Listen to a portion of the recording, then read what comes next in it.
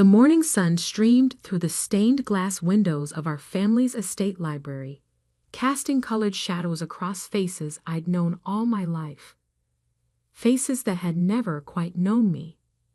As per the terms of Elizabeth Montgomery's final trust amendment, our family lawyer, Mr. Harrison, began formally. We are gathered to discuss the distribution of the Montgomery Group assets. I sat quietly in the corner, watching my father straighten his Italian silk tie, a nervous habit he'd had since I was a child.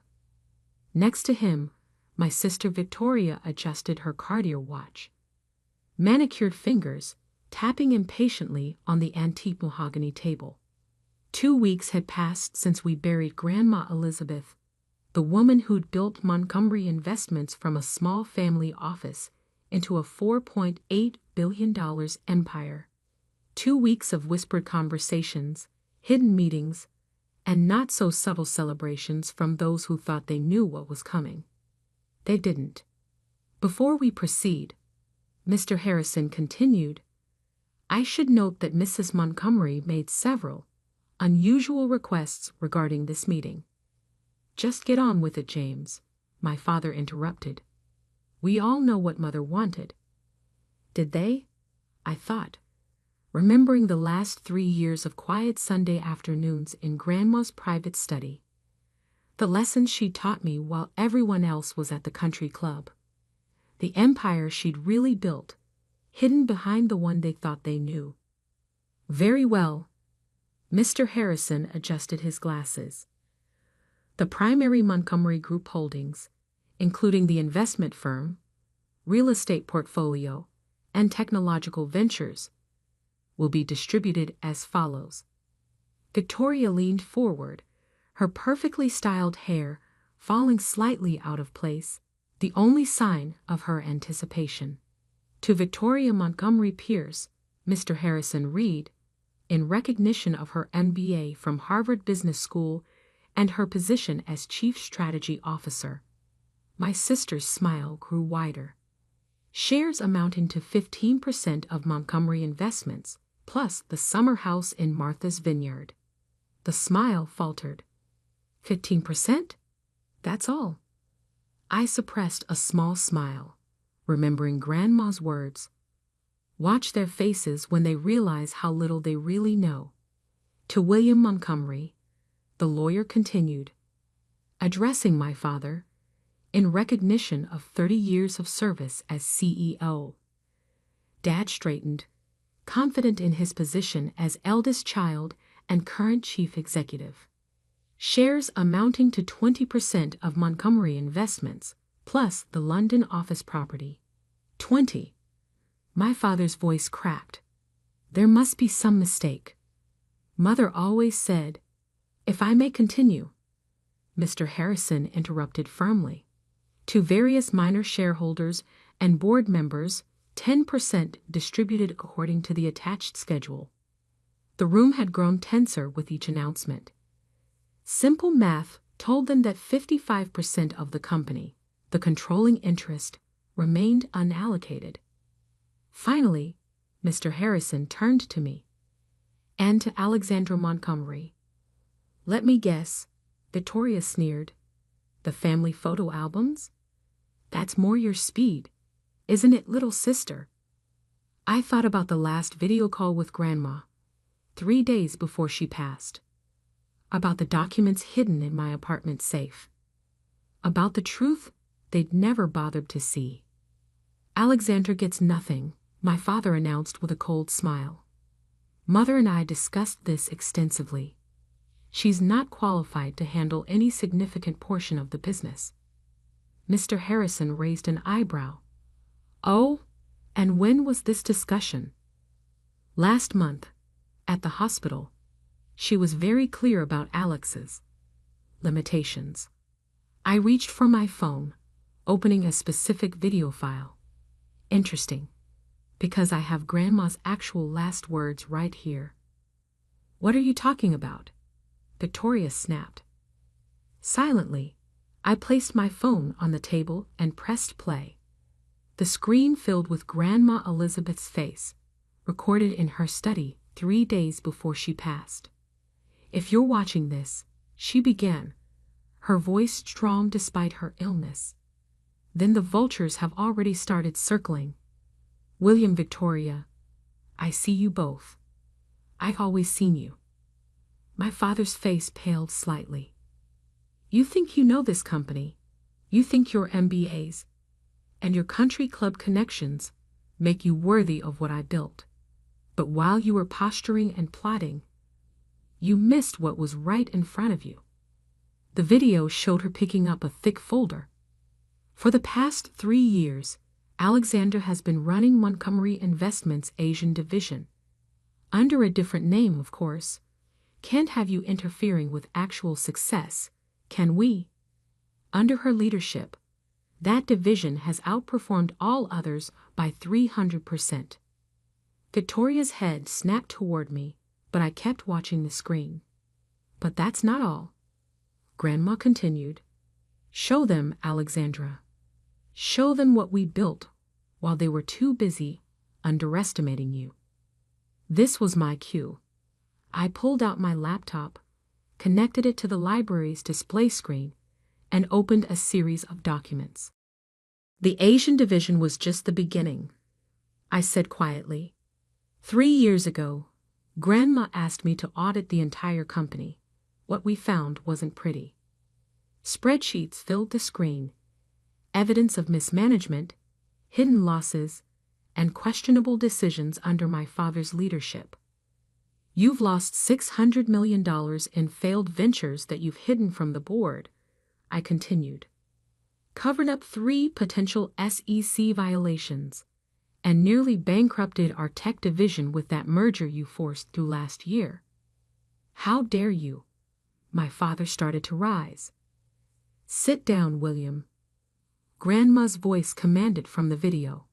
You've done enough damage. Alexandra didn't just find your mistakes. She fixed them.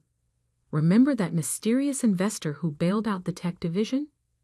That was her, using the fund I helped her build. The strategic partner who saved the European expansion. Also her. I switched to another document, my personal portfolio overview. Their eyes widened at the numbers. While you were drinking champagne at board meetings, I said, I was learning, building, protecting what Grandma created from what you nearly destroyed. Impossible, Victoria whispered. You're the quiet one, the family disappointment. No, Grandma's voice corrected. She's the one who understood what really matters. Not titles, not appearances, but responsibility, vision, integrity. The final document appeared on screen, the trust amendment's full terms. Alexandra Montgomery, Mr. Harrison read formally, inherits controlling interest in Montgomery Investments, 55% of all shares, full voting rights, and immediate appointment as Chief Executive Officer. The room exploded in protests. Victoria knocked over her water glass. Dad started quoting bylaws he'd never actually read. One more thing. Grandma's voice cut through the chaos. Alexandra has held proxy voting rights for my shares for the past year. Every major decision you thought I approved, that was her. She's been running this company while you played at being leaders. I stood up, straightening my simple black blazer. The board meeting is at 2. I suggest you all review the new organizational charts before then. There are going to be some changes. You can't do this, my father sputtered. I'm CEO. The board works for me now. I corrected him. Just like they've actually been doing for the past year. They just didn't know it. As I walked toward the door, Victoria called out, "We're your family." I turned back, remembering all the dismissive comments, the excluded invitations, the years of being treated as an afterthought. "No," I said quietly. "We're business associates now, and you both work for me." The video ended with Grandma's final words. Remember, Alexandra, power isn't in what they see. It's in what they miss while they're too busy looking down on you. I left them in the library, their world shattered like the water glass at Victoria's feet. Outside, my assistant waited with updated reports from our Asian offices. Time to show them what the quiet one could really do. The Montgomery Group's headquarters occupied the top 10 floors of a gleaming tower in downtown Boston. By 1:45 p.m., news of the morning's trust revelation had spread through all of them. I stepped out of the private elevator into what was now my executive floor, noting how quickly people's expressions had changed. Gone were the dismissive glances and condescending smiles. Now they watched me with a mixture of fear and fascination. The board members are already in the conference room, my executive assistant Michael informed me. And your father is demanding a private meeting before we begin. Is he? I smiled slightly. How's Victoria handling things? She's called 6 different lawyers in the past 3 hours. None of them willing to challenge the trust after seeing the documentation. I nodded, unsurprised. Grandma had spent decades building relationships with the best legal minds in Boston. They knew better than to cross her. Or now, me. The main conference room was a testament to corporate power. Floor-to-ceiling windows overlooking the city, handcrafted furniture, and today, 12 very nervous board members. My father stood as I entered, his face a mask of barely controlled rage. Alexandra, we need to discuss this privately. No, we don't. I took my seat at the head of the table, his former position. Everything I have to say can be said here. I opened my laptop, connecting it to the room's display system. The screens came alive with data, performance metrics, project analyses, and financial reports. For those who haven't heard, there have been some changes in Montgomery Group's leadership structure, I began calmly. I now hold controlling interest and will be assuming the role of CEO, effective immediately. This is absurd, my father interrupted. The board won't. The board, I cut him off, has been watching our Asian division outperform every other sector for the past 3 years. Would you like to know why? I switched to a new slide, an organizational chart showing the division's structure under my leadership. While you were focusing on old business models and outdated strategies, I rebuilt our Asian operations from the ground up, modernized our technology infrastructure, established new partnership models, created actual value instead of just talking about it at charity galas. Several board members leaned forward, studying the numbers with newfound interest. Under the name Alexandra Shen, I've been running our most profitable division while you dismissed me as the family disappointment. I looked directly at my father. Did you ever wonder why you couldn't meet this mysterious executive who kept outperforming your targets? Victoria, who'd slipped into the room late, paled visibly. She'd spent months trying to arrange a meeting with Alexandra Chen, hoping to learn her secrets. The numbers don't lie, I continued. Our Asian division's ROI is triple the company average. Employee retention is 95% compared to your 60%, and we haven't had a single SEC compliance issue, unlike some other divisions. I switched to another document, a detailed analysis of the company's weaknesses under the previous leadership. Now let's discuss the changes that need to happen. For the next 2 hours, I outlined my vision for Montgomery Group's future. New technology investments, streamlined operations, enhanced compliance protocols. With each point, I could see the board members' expressions shifting from skepticism to understanding. Mr. Montgomery will transition to an advisory role, I announced, watching my father's knuckles whiten on the armrest. Victoria will remain as Chief Strategy Officer, but with revised responsibilities. You can't demote me, my father protested. I built this company. No, I corrected him. Grandma built it. You nearly broke it. Would you like me to show everyone the real numbers from the European merger? He fell silent, finally understanding the depth of what I knew. As for the rest of you, I addressed the board. Your positions are secure, assuming you adapt to our new direction. First quarter targets and performance metrics are in the folders being distributed now. Michael moved around the table, handing out detailed documentation of my plans. One last thing, I added, pulling up a final document. This is my personal investment portfolio, the one I built while you all thought I was finding myself after college. The numbers spoke for themselves. $1 billion fund built through strategic investments and careful planning. Everything I've done for the past 3 years has been preparation for this moment. I learned every aspect of our business, built my own success to prove I could. And now, I'm going to fix what you all broke. Victoria finally spoke up, her voice trembling slightly. Why didn't you tell us? We're family.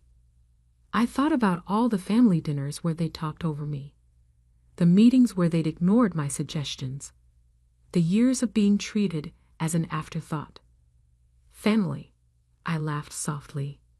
Family would have seen me, would have asked why Grandma spent so much time with me in her final years, would have wondered why our Asian division's success coincided with my quarter-life crisis travels. I stood up, straightening my blazer. But you didn't see. You didn't ask. You didn't wonder. And now, you work for me. The shareholders, my father began, already know. I cut him off. The press release went out an hour ago. Our stock is up 12% on the news of new leadership. I nodded to Michael, who began distributing another set of folders. These are your new contracts. Review them with your lawyers if you wish, but they're non-negotiable. Sign them by tomorrow morning or clear out your offices. As they filed out, shocked and subdued, my father lingered behind. I'm still your father, he said quietly. Yes, I agreed. But you're also an employee who's underperformed for years. Don't confuse the two. Left alone in the conference room, I walked to the windows, looking out at the city Grandma had taught me to conquer. My phone buzzed. A message from her old assistant. Elizabeth would be proud. Show them what real power looks like. I smiled, remembering Grandma's favorite saying, "Let them underestimate you. It makes the victory sweeter." The real work was just beginning. Time to show them exactly what the quiet one could do with an empire. 3 months after the board meeting that changed everything, I sat in what was now truly my office, reviewing the first quarter results under my leadership. The numbers told a story that even my biggest critics couldn't deny. Stock price up 28%. Operating costs down 15%.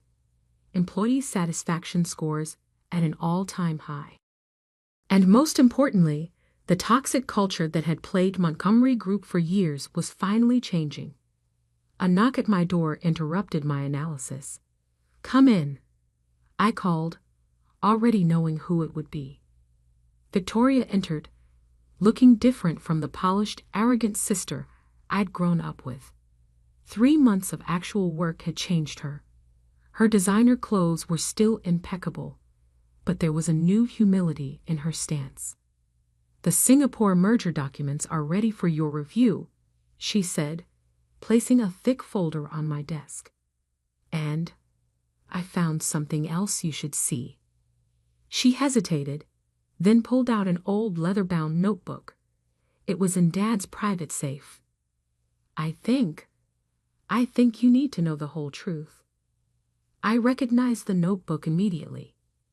Grandma's personal journal, the one that had gone missing after her death.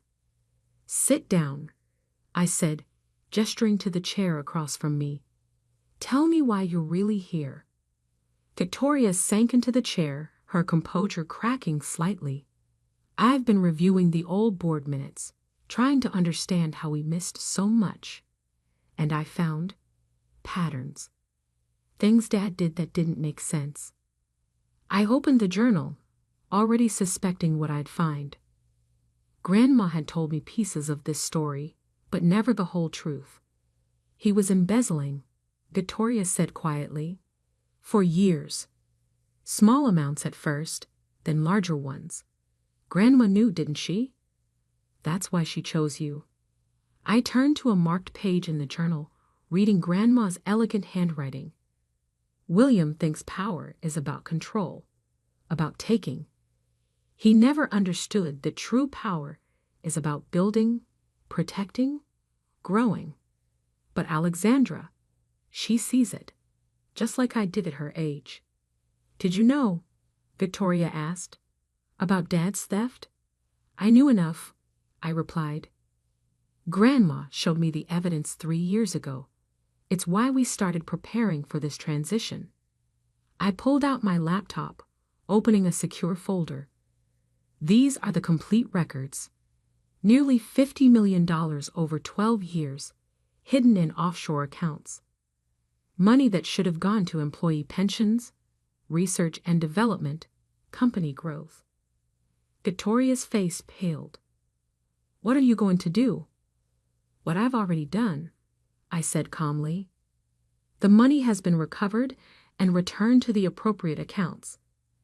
Dad's assets have been frozen, and he has exactly one chance to make this right."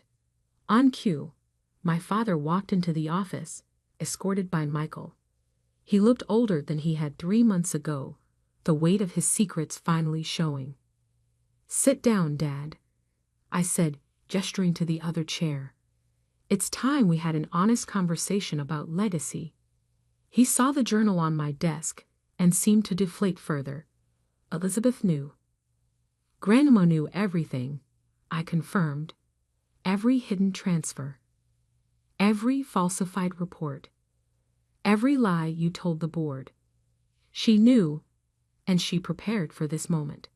I opened another file on my laptop, a video recording I'd never shown anyone. Grandma, sitting in her study 2 years ago, looking directly at the camera. "William," her voice filled the office, "if you're watching this, then Alexandra has found the journal. You thought I didn't see what you were doing to my company, to our family's legacy. But I saw everything, and I chose my successor accordingly." My father's hands trembled slightly. "Alexandra," the recording continued, "has my strength without my pride, my vision without my blindness to family betrayal. She'll fix what you broke, William, and she'll do it with the grace I never managed to teach you." I stopped the video, looking at my father and sister. "Here's what happens next. Dad, you'll quietly retire, citing health reasons. You'll repay every dollar you took with interest, and you'll stay away from company operations permanently. And if I refuse," he challenged, a flash of his old arrogance returning. "Then I release everything," I said simply. "The evidence goes to the board, the SEC, and the press. Your choice." Victoria leaned forward. "What about me?" I studied my sister, seeing something new in her expression. Not just humility, but understanding. "You've done good work these past 3 months," I acknowledged. "Real work, not just playing at being an executive. If you want to stay, earn your position. Show me you understand what responsibility really means." She nodded slowly. "I'd like to learn. Actually learn this time." "Then start with this." I handed her a new file. "Our European division needs restructuring. Show me a real plan. not just fancy presentations and empty promises. As they left my office, Dad to draft his retirement announcement, Victoria to tackle her first real challenge, I turned to Grandma's journal again. The final entry read, "Power isn't in the money, the titles, or the corner office. It's in the quiet strength to build something lasting, to protect what matters, to rise above personal grudges for the greater good. Alexandra understands this. That's why she'll succeed where William failed. Sometimes the quiet ones carry the loudest truth."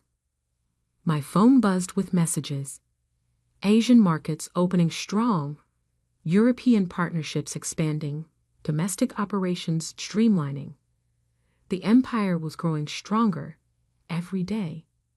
I walked to the windows, watching the city lights flicker on as dusk approached. In the reflection, I saw not just myself, but the legacy Grandma had trusted me to protect and expand. "Thank you, Grandma," I whispered, "for seeing me when no one else did." The quiet one had found her voice. The overlooked daughter had claimed her throne. And the real work of building something lasting was finally, truly beginning. Because sometimes the greatest power lies not in what you take, but in what you build. Not in how loudly you speak, but in how carefully you listen. Not in the title you claim, but in the legacy you protect.